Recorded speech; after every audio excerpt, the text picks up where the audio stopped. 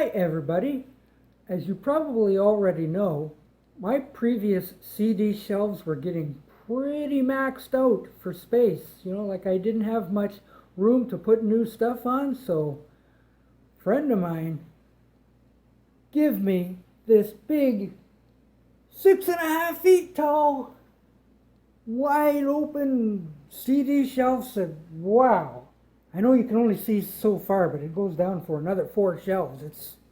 It's crazy. So when I put all the CDs on and kind of spaced everything out, well, look at, I've got space to fill.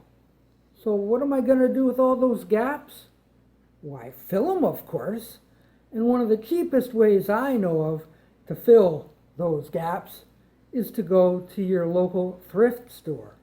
So I went to one of our local thrift stores that's called Value Village. Got a whole bunch of stuff, furniture and clothes and all that kind of stuff. And they've got CDs. They've got physical media. And I happened to find a nice stack of CDs to help fill these spots up, to get everything not looking so like, hey, you got some space to fill. Well, that's going to change soon, and here's the start of it. So here's what I picked up today at our local thrift store, okay? I got Genesis, the hits. See, you can't go wrong with the greatest hits collection, I didn't have much in the way of Genesis anyway, so that kind of fills up that. And I've got Don Henley's greatest hits. That's pretty decent, huh? All right. I've got some Duran's greatest hits. Pretty decent stuff, eh? All right. It's got the reflex on there. I love the reflex. Yeah. Okay. I got some Beach Boys. I got some Endless Summer. And I also got this one here. It's kind of a 2-disc compilation. Got a whole lot of stuff. And the best part is that between the two of them, I've got both versions of the Beach Boys songs. That one is awful and the one is great. So let's see, the Be True to Your School, whichever one, now I forget which one has it, but the Be True to Your School that has all of that cheerleading stuff,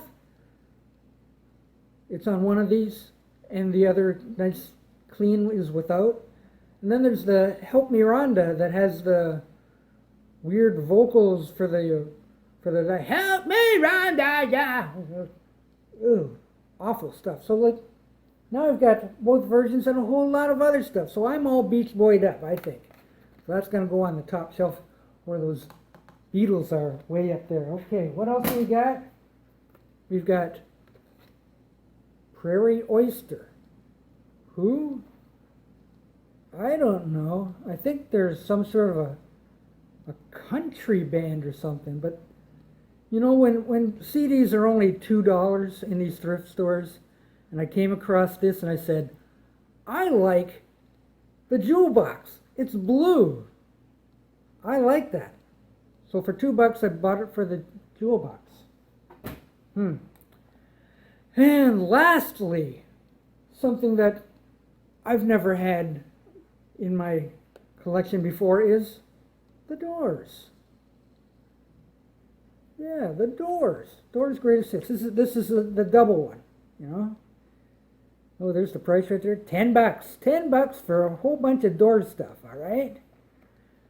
And the big story about this one is, why have I never had the Doors on here before?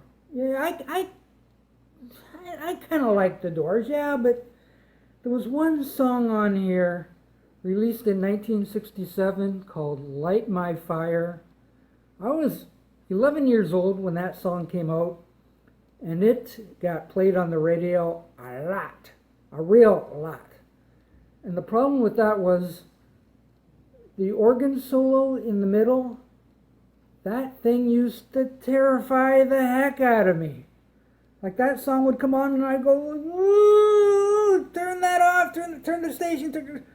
I don't want to hear that song. And gosh, I'd be having nightmares and stuff over Light My Fire. And, the radio stations all of a sudden went, oh, did you know there's a longer Light My Fire on the album? And they started playing that, and that was even worse. And my gosh, 7 minutes of Light My Fire. Oh, geez. That was terrible. Horrifying. But I think now that I'm older, I can handle it better now. So, I don't know if anybody out there has ever been terrified by a song before, because I was. Light My Fire by the Doors was my frightening song of the decade, I guess. So it took me like 50 years to get over it. So yeah, now the Doors can be put on my shelf just like that, and I'll be proud of it. But gosh, I still got some space to fill, so I think I still got some shopping left to do, right? Certainly I do, yes.